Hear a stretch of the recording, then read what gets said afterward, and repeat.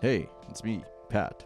Hi, I wrote this a long time ago before Miss Emma Frost was even announced. Good God, that is a gigantic ass. I just wanted to say that I am slow. Slow to say that Marvel Rivals solo queue, or any solo queue really, is ruled by the worst people on your team. And it's not just because support life is like the time my house got broken into. Let me explain. My house got broken into, which is what happens when someone breaks into your house. We're okay, nobody got hurt. But we also have 16 dogs, which is something I'm not gonna get into. And none of them made a single damn peep. Later, the authorities arrived, guns blazing, to arrest someone who was clearly mentally ill and drunk, pointed a damn gun at him. It was actually super upsetting. But it didn't upset the dogs. Utter silence, nothing. Didn't see any of them. Until hours later when they came up, eyes wide, treat? Which is like support life, in that you could be pinging or chatting that you're getting dove on, and the DPS Insalok Squirrel Girl is going ham on Hulk, who you think, they might have a history, they might have a whole story. That's why she's ignoring her pleas for help. And that's fine, the first time. But then it keeps happening to you again and again and again. And then it dawns on you. They're not here to play Marvel Rivals. They're not even here to play in a team. They're here to play Squirrel Girl, and you can go to hell. And while I used to support life as an example here, it is not exclusive to the support life. Although now that I've said that out loud, support life is actually worse than the incident where my house got broken into, because in Marvel Rivals, someone does get hurt, the support player, and then the DPS chucks dirt into the grave by going, "Wear heels, Lamau." And if you're really lucky, that's the worst experience you're gonna get, and it's pretty bad. Because anyway, Marvel Rivals solo queue is ruled by the worst people on your team. That's how it works in team games, although I first really encountered it in Overwatch. I didn't play League or Dota, but for some reason I wandered over to Overwatch. Shooters have always spoken to me more, and I played a lot of Counter-Strike as a kid. It was just the gaming genre and language that I understood. I don't know if Overwatch was the first hero shooter, but it was the first one I tried. And coming from my background involving a quote-unquote team game where people said you couldn't carry alone because of mechanics and objectives.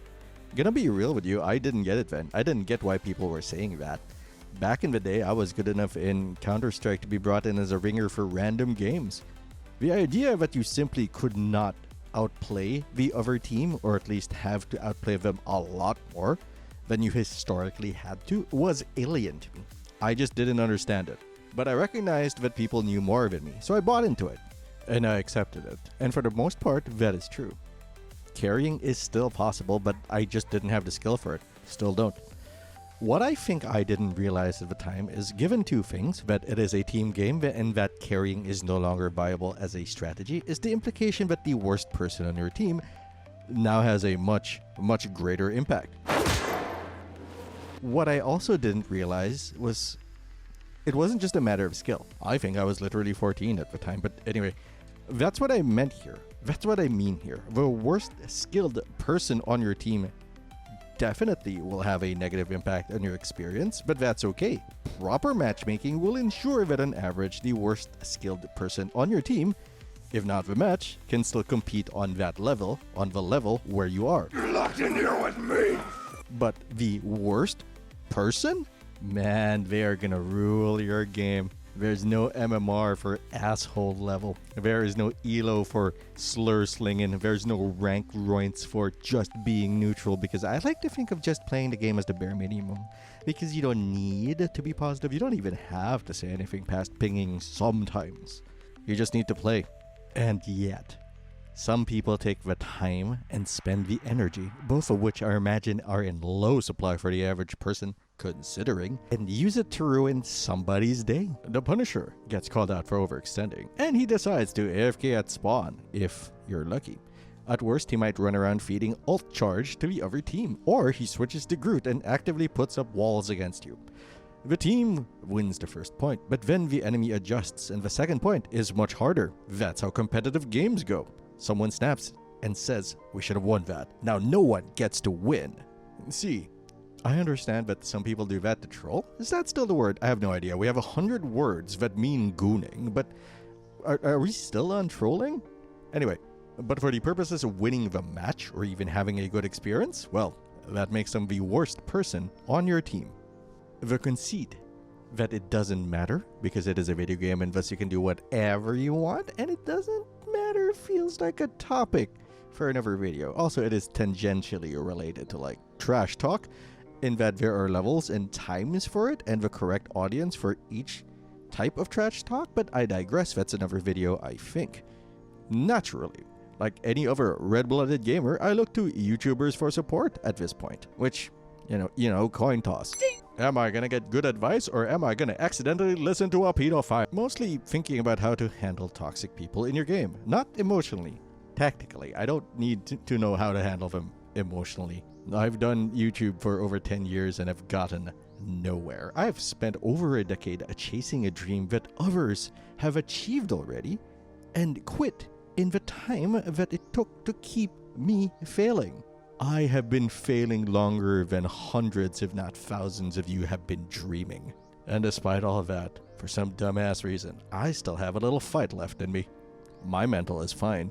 Also, I'm on a lot of antidepressants. That made the tactical approach more appealing and interesting to me. And more importantly, it was more practical knowledge to me. I wanted to rank, and I need to increase my odds by knowing how to play around my own team when it was necessary. So I looked, and man, the things I found. It's just that so many strategies revolve around making the worst people feel good so they don't ruin the day for everybody. You gotta adjust your play to make sure that the guy who locks in Iron Fist doesn't just go berserk. You gotta be the mommy to the worst people in your team. Let me explain. Put on your walking shoes because this is going to be a long one. Community building is all about what you encourage in the people around you, which sounds simple until I considered that encouragement comes in many forms.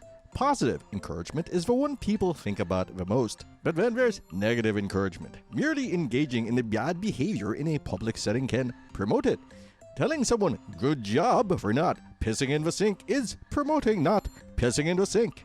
But if someone were to walk into the room and hear, stop pissing in the sink, they can think, hey, there are other sink peers here. This is my jam. This is where I belong. And they'll hang out getting attention for being sink peers. Yeah, that kind of behavior is party in the DSM, but what you're gonna do? You know, that's kind of what you need to do when you solo queue. Assuming you aren't straight up the weakest link, both in attitude and in skill, the team needs to essentially baby the angriest one. The moment that person is set off, if the person is bad enough, the whole game falls apart.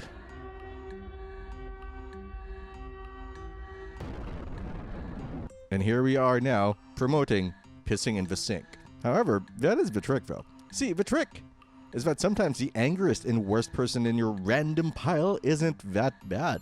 Honestly, sure, if you can bring out an emotional ruler and measure everyone's issues, someone's gonna pop out as the worst one. But sometimes the worst one is honestly alright. I like to feel evil. Oh. No matter what happens in the game, things end up okay. You all say GG and you move on. Those aren't the moments that stand out for us. The Luna Snow that pretends that she doesn't have to care about what Spider-Man is doing to you. The Hulk that expects you to heal past the Groot wall. The Iron Fist. And they've always got something to tell you. From wear heals to DPS diff to a censored Chinese phrase designed to get past censors. I have literally seen this one. I found it, I googled it, it's wild. And man, if you really want to go down that road, you'll have to identify them early. They'll probably make themselves known early and baby them. And once you identify them, you can try to keep them from growing in too hard, rolling with them when they dive too hard, picking a character that supplements their strengths so you can back them up. You'd be surprised how often that works, but not always. You also have to sometimes pipe up in chat and show that this kind of behavior is just straight up uncool. You don't need to give them a whole moral tirade, you just need to remind them that it's not great what they're doing in gentle terms, like talking to your racist uncle and babying their feelings. Hey, they have freedoms too, champ. So we don't make family dinners awkward. You're there to enjoy the goddamn steak, not to listen to your uncle talk about the agenda. I feel the need to say again that this is about the solo queue experience. I also feel the need to say that I understand what I'm getting into. This is a team game meant for organization, and like a 90s action hero, I'm going in alone. Unlike an action hero, I only have one visible abdominal and no script and no gun and I can't carry, and it's a team game, which is a lot like playing a gacha game. and going free to play. Not only is it a sign of mental illness, but when you do that, you gotta temper your expectations. And I have. I understand. I understand that as a whole, I'll probably be more disappointed than happy compared to someone who has even one other person to roll with. Which, by the way, is the whole discussion of satisfaction versus happiness. That's a whole different video. I understand. I'm just saying that the fact that optimal play when you are solo queuing involves more than mechanics and involves interpersonal synergy. It involves being a babysitter at times, and it kind of sucks. And that's not even getting into just straight up hateful shit online. Believe me, I consider myself lucky that my discussion point here is about optimizing my play and not about something indicative of a rotting society and the fucked up shit that people think is okay to say. I also understand that most people just don't bother with the babysitting. They just play and move on, and they are probably happier than me for it. But I like optimizing for better or more usually for worse. And I see sometimes an experience that I can improve for myself and to a slightly lesser extent for others. What kind of person would I be if I didn't at least try? I mean, probably less frustrated for one. And I accept that. Sometimes I think about the reasons for this behavior, or rather, why a lot of people find it acceptable to act that way. And it's not always narcissism, though sometimes it is. I mean, it's always about them somehow. Because your teammates aren't people to them. Their teammates are enemies, hurdles to their success. Or at least that's how they act sometimes. I think one of the reasons is just a general lack of consequences. In-game consequences supposedly exist, but I'll pick up on that a little bit later. For now, I'm thinking about the social consequences, and you know what? There's hardly any. These are people you're randomly matched with, and you will likely never see you again. They don't have to interact with you again. You are a ghost. In that respect, you really may as well be a bot to them. There's no social consequences. It's not like you're gonna talk shit at them afterwards. It's not like you're gonna see them later and tell them, hey, what the hell was that about? They don't have to worry about that. And some people are just mean. It didn't matter how the game would have gone. They're gonna find a reason to lash out for whatever. They just wanna hurt somebody. Bad day, bad life. I get it. I get why. I do not condone, but I do understand. I try not to do it myself, but I get why. And then beyond that is that some people are just assholes. I think it's a good reminder to tell people that those aren't necessarily bad people. I mean, yeah, some of the people you're gonna run into online are just gonna be like, Jesus Christ. But for the most part, they're just average. They're just at their worst at that moment. I get that. Some people think throwing out slurs and very hateful things is okay, or not really recognizing other people as people. Jesus, that's pretty bad. That's not what all toxic people are. That's not even the majority of toxic people, I hope. Okay, I guess what I am saying is that I hope most people are just having a real bad day, which I guess is better than the alternative in that their shitty behavior is like their baseline behavior. But you know what? I'm rambling. It is time to change the topic. There are solutions to this, in that you can probably limit the impact of the worst person on the team. For instance, you could be the worst person on the team and thus gain all the power. Not really that appealing to me. I could also just stop caring about the team, but you know, that's what quick play is for, ain't it? And I think that's just not who I am. Also, that seems really counterproductive. That's just also being kind of the worst person on the team.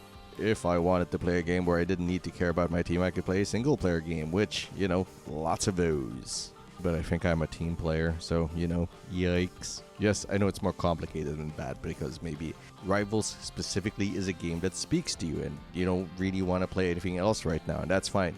I could get friends as a solution and then make them play Marvel Rivals, and you know what? I do have friends. I do have friends. They're around the world, because growing old is watching people who help bring out the best version of yourself die or move on. But even if I were to find friends in the same time zone who want to bury themselves in the pit that is a Marvel Rivals, that just solves the problem for me. It does not solve the problem for other people, which is, you know, I cannot be the only one having this experience. And while I do play by myself, it's the community that matters in any multiplayer game. So I am not only motivated to think about how I could solve it for myself, but consider how the developer might want to solve this, because if the community goes, the game goes. But I guess they might have done the math on it, right? Because the good news is it's not really my problem to solve. I just like thinking about stuff. It's not your problem to solve either, unless you're the developer, in which case it is your problem, but it is also not yours to solve, I think. I don't think anybody needs to make the experience as painless as possible. I don't think that's the goal for a developer, especially. The sweet spot, I think, is a game experience you can tolerate for the sake of doing something you enjoy. You know what I mean? Like, the goal is probably never to actually remove all toxicity, because that's impossible. Because I imagine the goalpost for toxicity just gets moved up, so people just have another thing to complain about. Also, there's just always going to be toxicity. Someone is always going to do something you don't like. It's just that the frequency and intensity of it just might be something you can stand. So I imagine a goal for them is to keep it from pushing people out of the game. That's it. Because that's what I imagine what would scare a company into taking action. People not playing the game. People not playing to goon over Emma Frost and realizing that, hey, there's a lot of talented artists out there and they have their hands on all the models. Also, just minimizing harm is, more reasonable. It feels like that's a more achievable goal than eliminating toxicity forever. Which, to go back to an earlier point, where we don't seem to be directed immediate in-game consequences for toxicity, it explains how responsive the report system now. You always get an update. You make a report, they tell you, yeah, we've received it and we'll look into it. And if they do something about it, you get an update. That makes you feel like you're making a change. And maybe you are, I don't know, maybe you're helping curate the experience for everybody. And if that is how that is working, great. But call it cynicism.